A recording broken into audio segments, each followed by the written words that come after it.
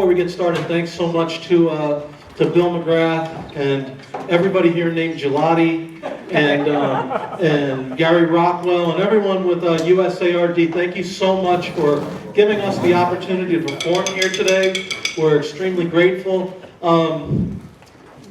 Steve and I went to college right up the road here at Wilkes, then college, now university, and same place Jimmy Hurley went to school. And this is kind of a homecoming for us. The way we're going to start things out today, a little over a year ago, a friend of mine, Robin Engelman from the Nexus Percussion Group, passed away. And a few years back, he created a concert called the Drummers Heritage Concert, and I was very lucky to be a part of it. And I wrote a solo dedicated to him called Drummers Heritage. And the idea is to imitate the end of the Drummers Heritage Concert, where you had drummers on rope drums, and you had the North Texas drummers on marching snares, and you had Swiss drummers on Swiss drums and pipe drums, and pretty much any drum you could think of was there. And the idea here is to have drummers on whatever drum they chose. And you know, I was asked a few times today, are we going to rehearse this? And if it had worked out, we would have. But the truth is, when we finished that Drummers Heritage Concert, you had, you know, a few hundred drummers. Cadre was there as well. You had all these drummers on the stage together who had never played three camps and an assortment of drum beats together, and it just happened. And we started together, and we ended together, and it was just a beautiful concert. This is Drummers Heritage, and we're going to recreate that. If we do it right, we should start together, we should end together, and we should even get some notes in between together. And all repeats are good. And I'd like to thank John Roach, and Jeff Prosperi, and Kevin Duncan, Gus Cuccia, Dominic Matthew, and John Paul Cuccia for joining us, joining Steve and myself for Drummers Heritage. Here we go. 1, 2, 3, 4.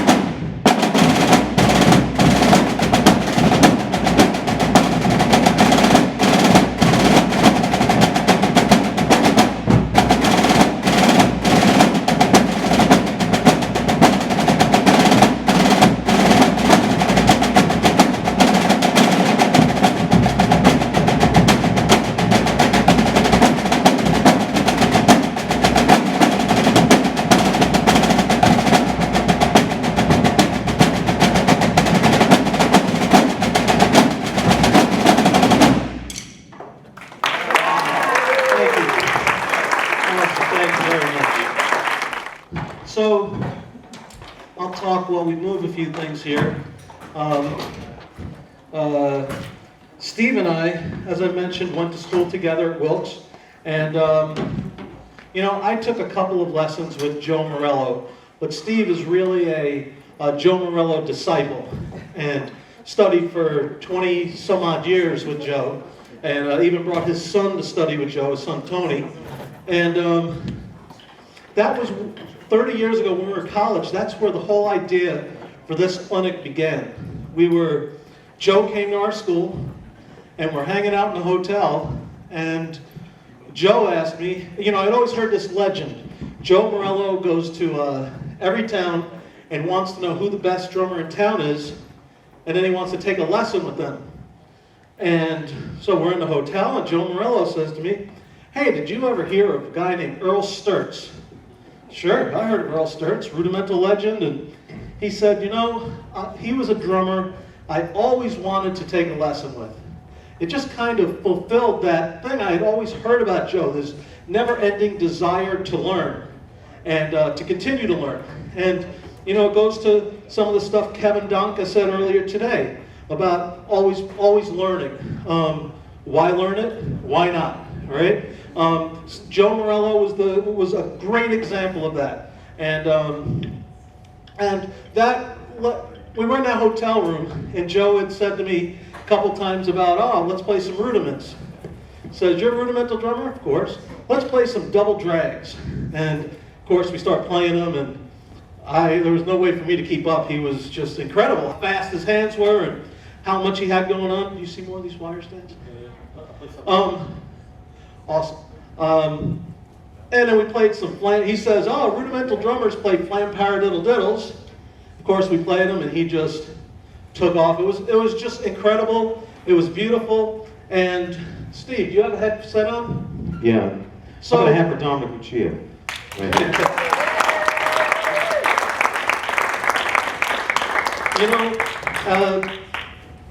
Steve, studying with Joe, he's working on all this, Morello technique, and spending all these years on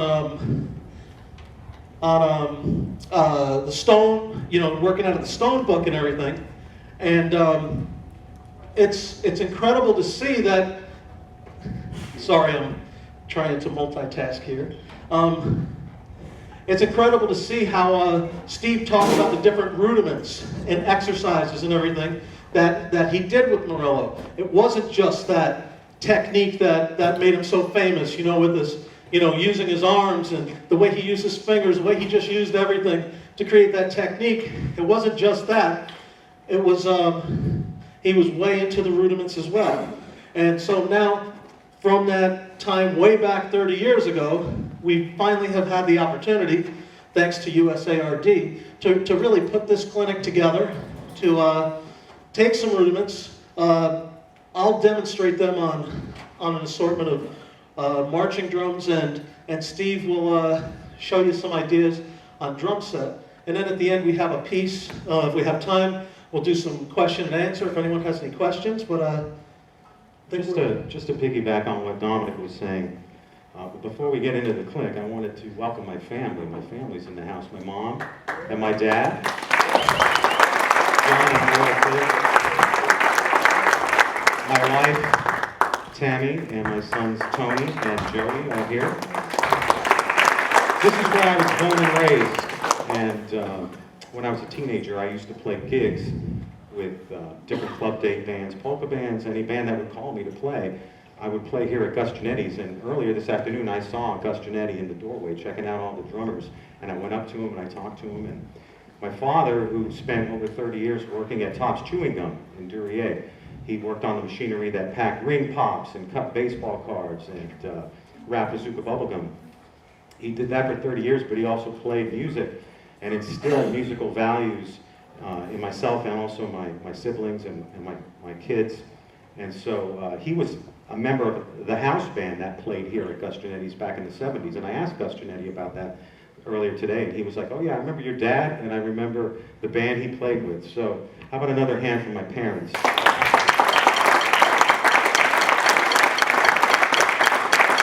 We're all up here playing because we had supportive parents, parents that were very encouraging and wanted us to do this. And my mom and dad, they took me to my first lesson with Joe Morello back in 1987. And Joe was a profound influence not only on Dominick, but myself and countless other drummers, percussionists. He had students that went on to play in symphony orchestras. He had students that went on to play rudimental snare drum, rudimental champions, went on to play in the West Point Hellcats or the Old Guard Fife and Drum Corps. He had students that went on to play in jazz ensembles, big bands, small groups, funk groups, shows, you name it.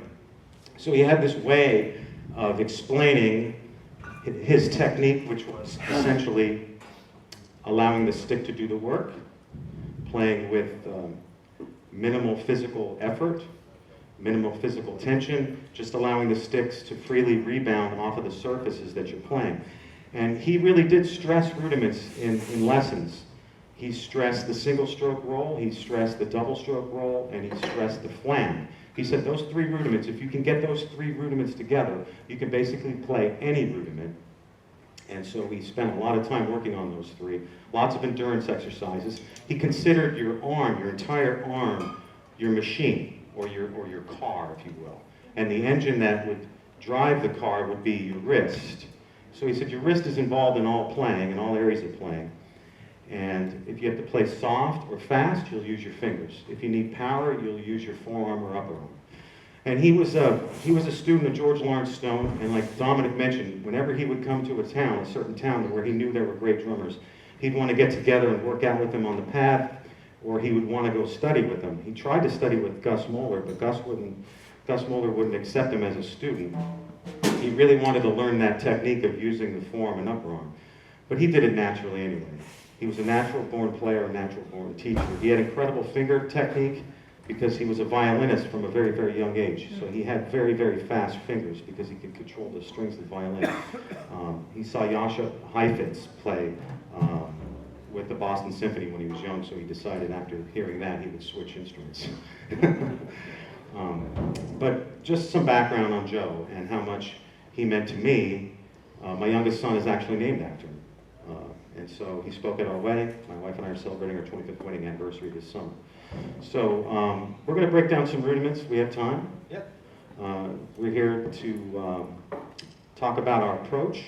Dominic uses it more in a strict rudimental or ancient approach. I take the rudiments and apply them in more of an improvisational setting. Improvising over tunes, playing over forms of tunes. But the end result is the same. The rudiment has given me endurance, the rudiment has given me a sense of touch on the instrument. So if I didn't have the opportunity to study with Joe and practice these rudiments, then my touch would have suffered and my endurance would have suffered. So I think we're going to start out with a few roll rudiments. And what I'll do is I'll play a few rolls, put them in different styles, and then we'll have Steve take them and see what he wants to do with them. So let's start out 5-stroke rolls. So we all play 5-stroke rolls, and in the Hellcats we played 5s and 9s every morning, right? Reveille.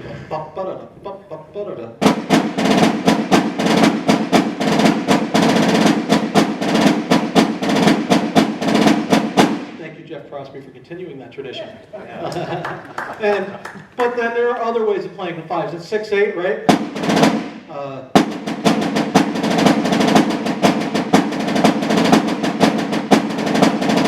And then you can slur them together, so to speak.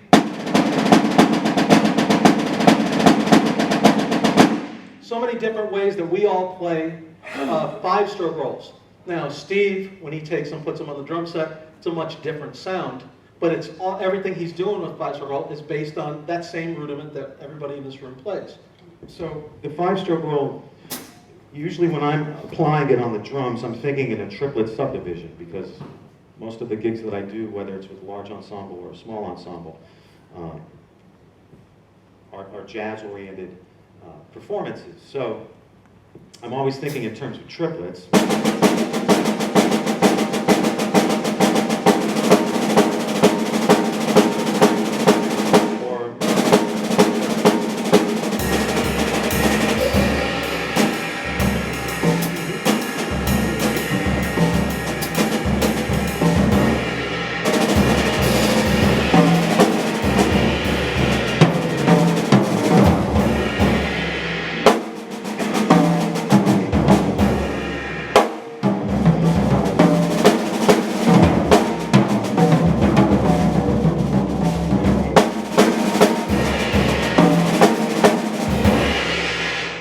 They make for really nice setups to set up parts of the form of the tune I'm playing, or for 4-bar breaks if I'm playing a 4-bar break with a band, 4 bars of drums.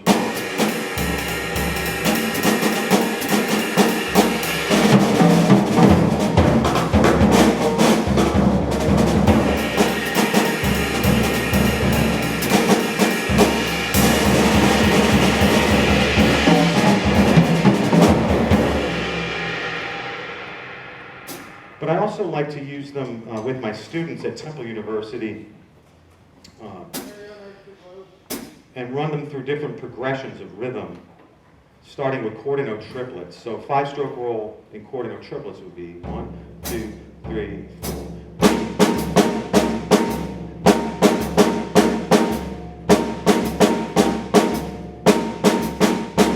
You can apply a continuous approach to that.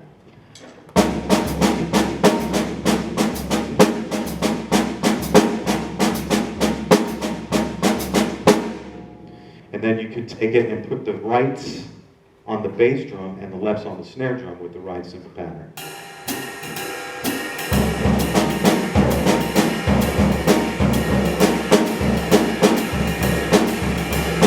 Over 4 bars.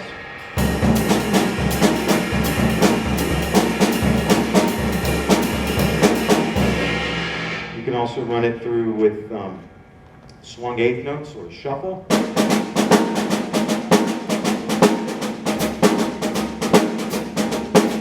Or triplet form.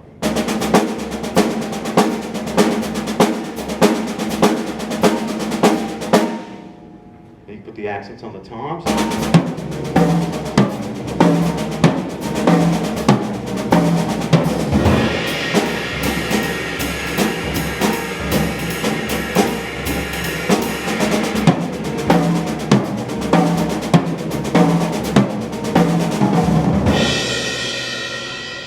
It all starts with the long roll, right? The double stroke long roll. So you can put that on between the bass drum and the snare drum.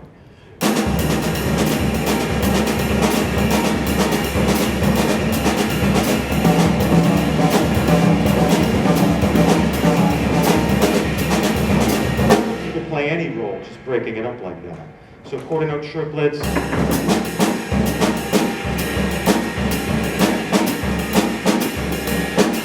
Swung 8s.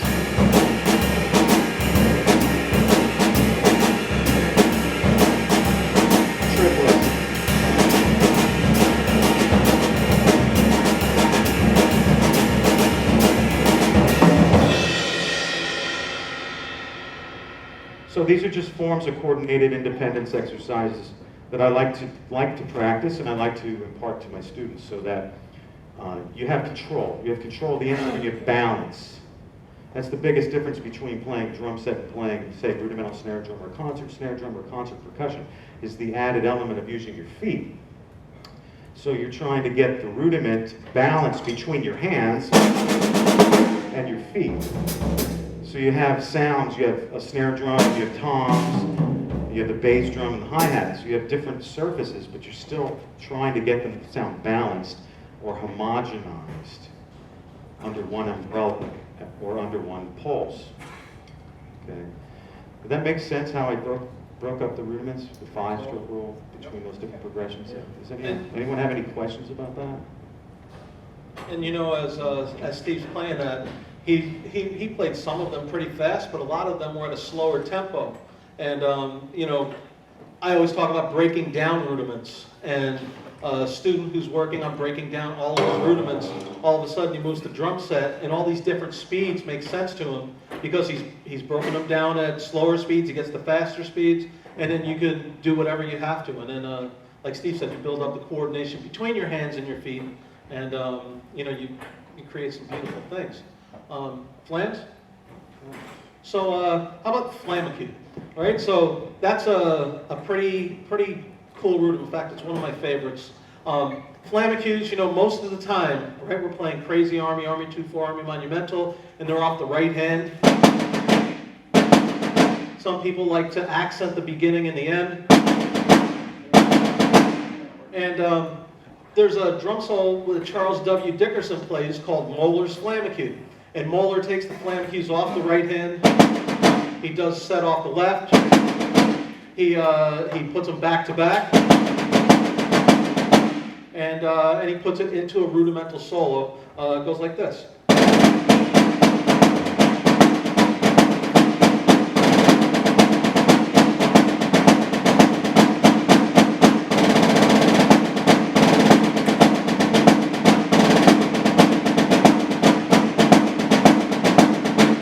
And for for most of you, that's probably closer to the flam cue you're used to hearing. All of a sudden, you put it on drum set, and it's a much different animal. Possibly not starting on the downbeat, but starting a different part of the beat, and maybe the accent becomes the downbeat. I think it's important too, though, if you have students that are learning these rudiments, to have them try them on the drums and just see what they come up with. But to have them play them on one surface first,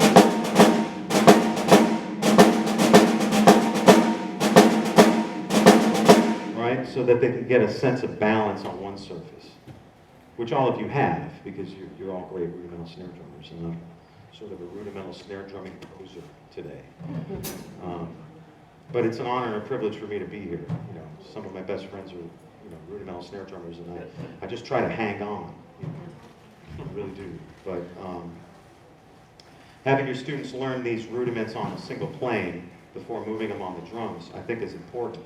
But I like practicing the flamacue in triplet form.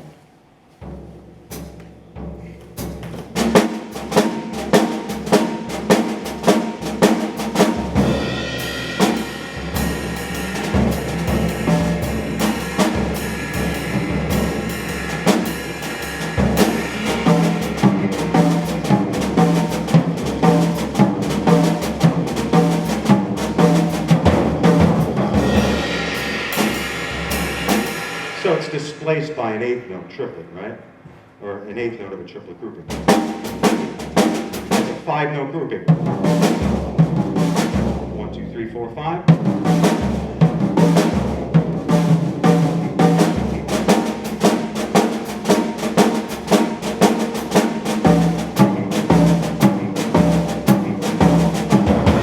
So you can move the bass drum and the hi-hat with it.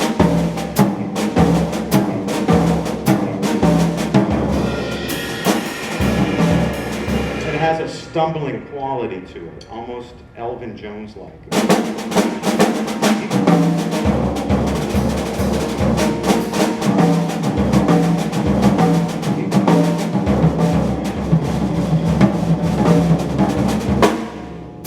So that's my most comfortable interpretation of the flamacue. And they're fun. They're fun to practice. They're fun to think outside of the box with. Once you learn it, once you learn all the hand motions of each of the rudiments, where the full stroke begins, low level, grace note, getting all those sounds together, principal note, the grace note, the accent, those 3 sounds. And Joe used to always talk about that. He said, no one really knows how to play rudiments. He said, the right way. He said, the way I was taught is you have a sound for the unaccented note, you have a sound for the accented note, and you have a sound for the grace note. And when you're playing a rudiment, they should sound like they're leading. There's a sense of a leading tone to the rudiment. So if you were to play a 5-stroke roll, it shouldn't sound. When you heard 3 camps today with Mark's group, everything felt like it was moving forward. Little crescendos or little pushes of air or volume or intensity. And he talked a lot about that. Joe talked a lot about that. And so, but he said, once you can play the rudiment, go sit behind the drums and get creative.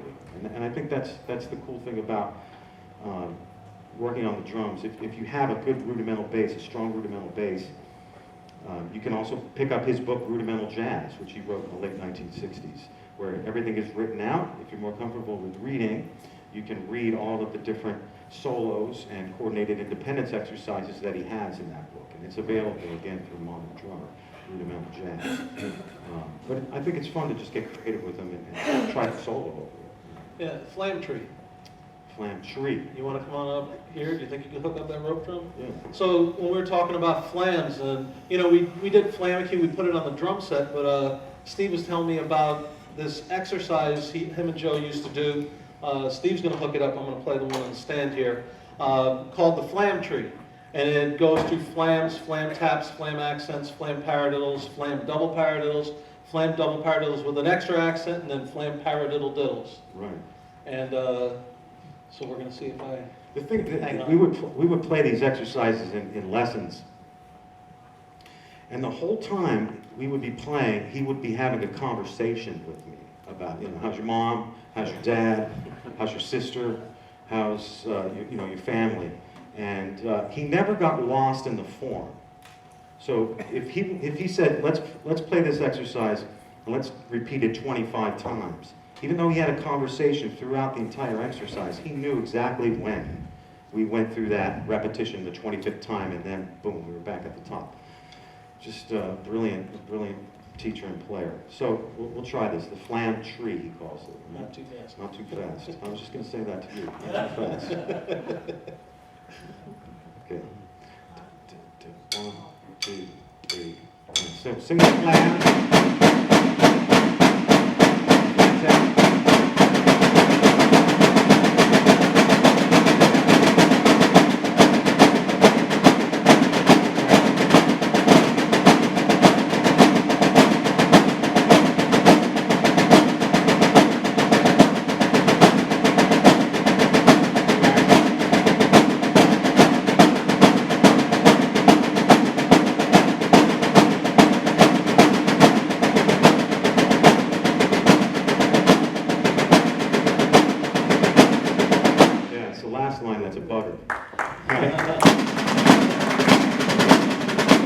Because you have a flam, and so it's a flam, paradiddle, diddle. You have 3 lefts, and 3 rights. And it was very good for that whipping action, for that whipping stroke that he talked about, which is like a form of molar. Some teachers refer to it as a modified molar stroke, because you're taking molar, which is really intended for this drum, and you're modifying it to that. So, like a drum set, much more shallow shell. So you don't need to use as much form or upper arm. Good one. Flam tree. Yeah, flam tree. Flam tree. That's a good one if, especially kids, everybody, children from, 2 to 92 or up. Should add that to your repertoire, something fun to change it up in practice. And you could, like you said, you can do it as many times as you want on each rudiment. It's certainly easier on the drum set. And I will say, Steve, someone, he does. See, you can use your fingers. You can use your fingers. I don't mean to interrupt, but you can, like if you're doing it on a drum set like this, right, on a shallow drum, you can use your fingers. It's a lot easier to play the flam, paradiddle, diddle. Sticks are a lot lighter. Easier to play. I keep going back to the 5-stroke roll. Maybe this was the first one we were talking about. And I'm sorry that I bounce around a lot, but that's how I teach stream of consciousness. He would also have his students play the rolls as single strokes. So if you had a 5-stroke roll, you play them as single strokes.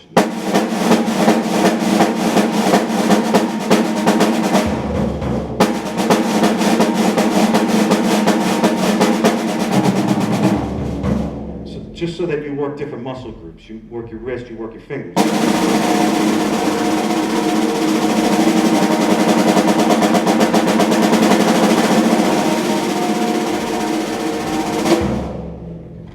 So, fun. I would say that Steve, although everyone knows him as a drum set player, I think anybody would be welcoming to him if he wanted to hook up a rope drum or marching snare, come join their group, because he holds his own with the rudiments there. Well, after 26 and a half years of being in the Army band and marching around Arlington National Cemetery and doing the last 7 presidential inaugurations, I think I'm going to hang up my sling for a little while. Swiss Army triplets. Swiss Army triplets, yeah. So Swiss Army triplets, we take them. If we're playing in 6/8,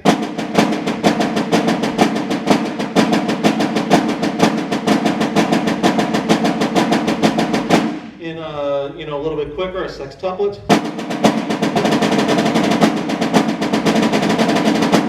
and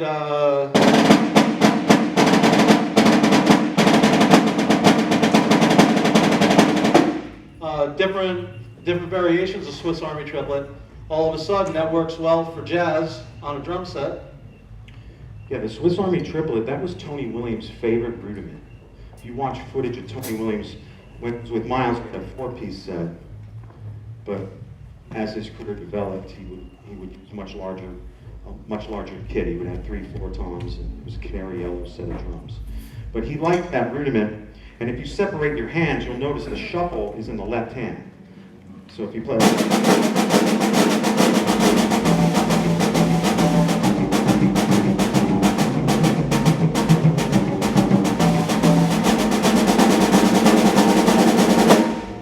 And so Tony would play that rudiment. I mean, all great jazz drummers rudiment. But he would have a way of separating his hands and playing that rudiment off of the cymbal. And again, work through different rhythmic progressions. So moving from triplets to 16th notes.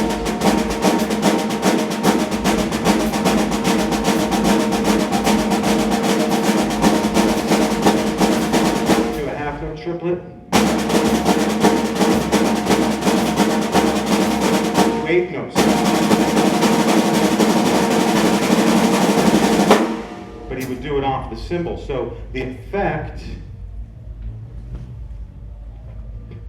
was that the phrase was rushing, but it wasn't. This is just a rhythmic progression.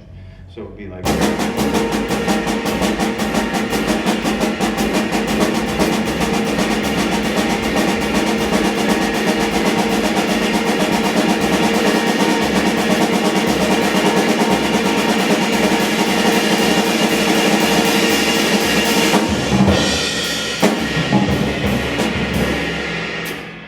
Ralph Peterson's another great jazz drummer that uses that rudiment effectively well.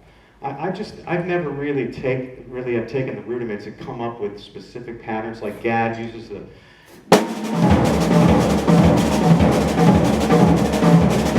right, the single Rudimental, right? I don't think about it in terms of, if I take that rudiment and park it up against this rudiment, then I get this phrase. I don't think about it like that when I'm improvising. I just improvise.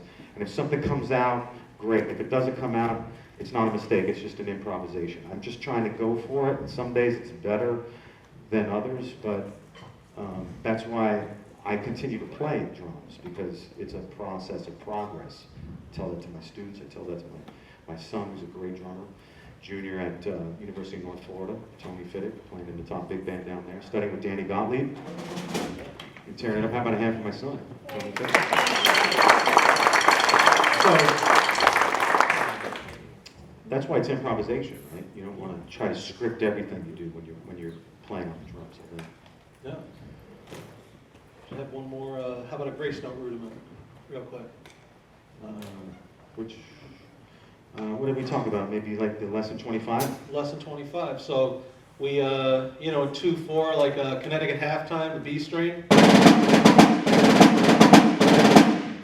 We put them like that. We take them back to back, like Downfall of Paris.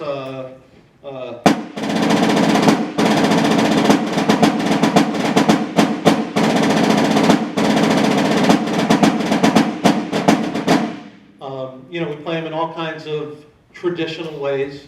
And the truth is, most of the kids who are here are related to us or in the Young Colonials. It's like, I wish there were more kids here, because I know everyone in this room, none of you are afraid of rudiments. And I think sometimes kids who play in marching band are afraid of drum set, and sometimes kids who play drum set are afraid of rudiments. And I wish we had more kids here to see that, they go hand in hand. Everything works together, and it goes on to playing all kinds of mallet percussion instruments as well. Lesson 25. So lesson 25. I like to invert it, so with the lesson 25.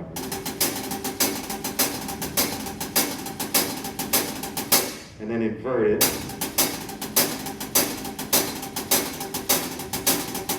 And then add an accent.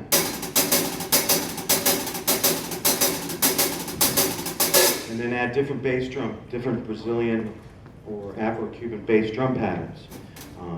Like the samba, Mark talked about this.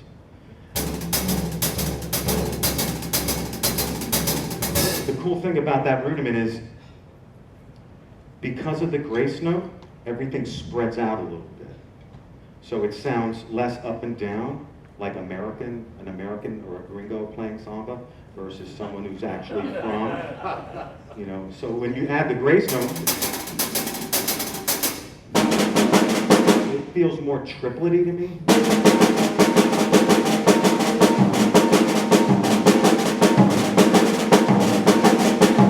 The flam.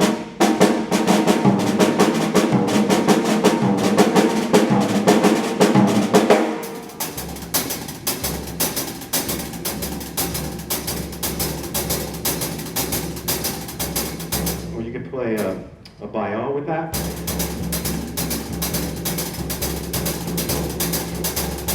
Or tumbao, which is an Afro-Cuban rhythm.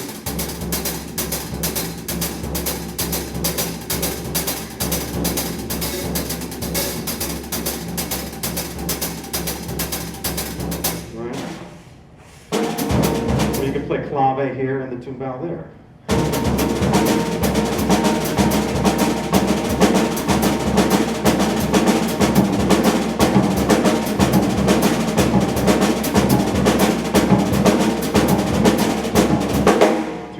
Right?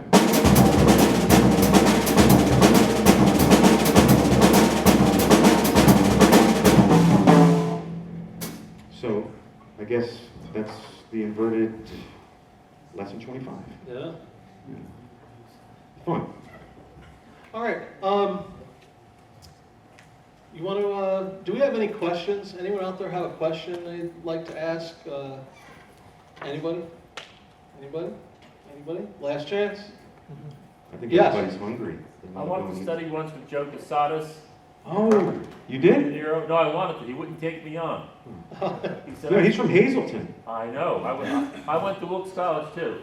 Oh, nice. Yeah. Another lifetime, but he was playing, and too many people came to see Joe Casadas and not Peter De Niro, so he got rid of him. That's how that went. But he wouldn't take me on because he said I was a good drummer, but I had to see things. And as a riddle, he took the other kid, and the kid was half the drummer I was. Wouldn't study with me, wouldn't have me under him. Huh. And I wanted to kill myself. Well, we have, what is that, like about 10 minutes or so? Okay. If there are no questions, let's real quick talk about this piece we're about to play. So I put together this piece called Somewhere in Time. And it's dedicated to the classic Dave Brubeck Quartet, where it was Dave Brubeck and Paul Desmond, Eugene Wright, and Joe Morello. And what we did is we went with some traditional sounds on rope drums, and then I wrote it out going into different time signatures, 3, 5, 7, and 9.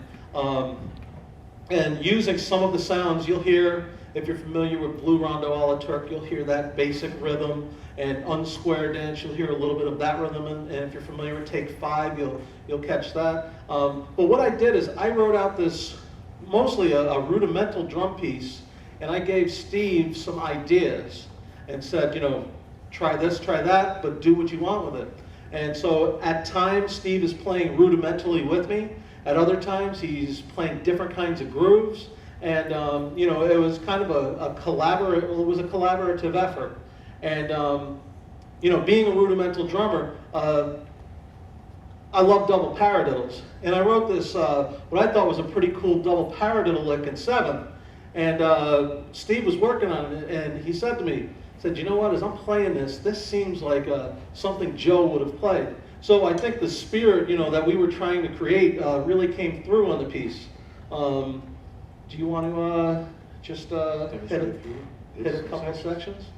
What we'll do, we have a couple minutes, and then we'll play the piece in its entirety. But we'll demonstrate a couple things. Okay. Want to try the Blue Rondo section? Sure. So Blue Rondo in 9/8. Subdivided 2 plus 2 plus 2 plus 3. So. Yeah.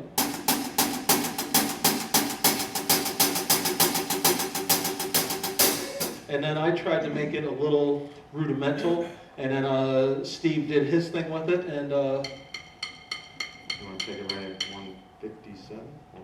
157, right at the top of the phrase? yep. Okay.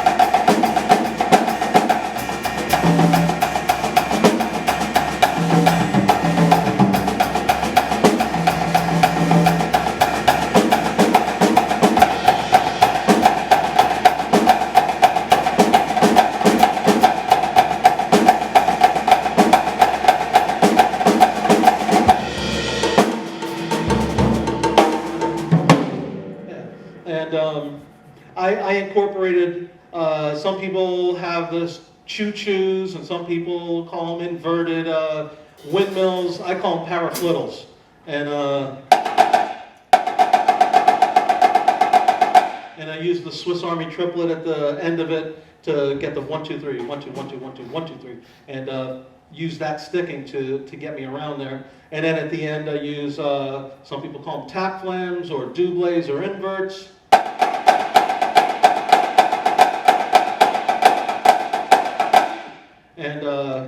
And you know, so I'm incorporating some rudiments, and we're keeping that 9/8 groove going. How about the 7/8? Want to get into it? How about 181? I got it. Yeah. Right? That's 6/8. Okay. 2, 2. Those started quarter notes? 1, 2, 3.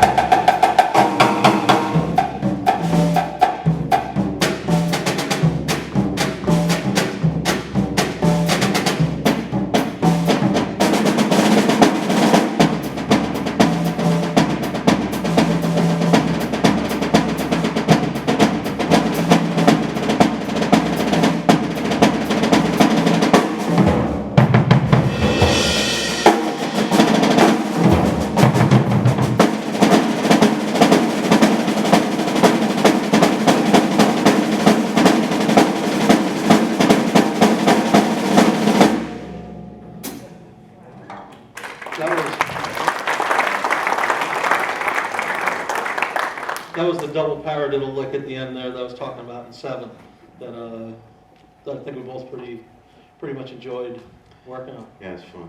Yeah. All right, let's see. I think we got time to play through it from We got top time to to play? bottom. Okay. Yeah. I'm So going to take this off. yeah, I think that's a great idea. So before we finish, again, thank you to everybody so much for having us here. Thank you for having a great event. I hope that next year, more than just Jeff Prosperi and Chandler and all the Cuccias and Mollys, I hope we get more kids here next year to enjoy this great event that you all have put together. So Gary and Bill and the everyone named Gelati and everyone who puts this event together, thank you so much. You know, we appreciate the opportunity, and we appreciate what you're giving to everyone in the world of rudimental drumming. So without further ado, Somewhere in Time.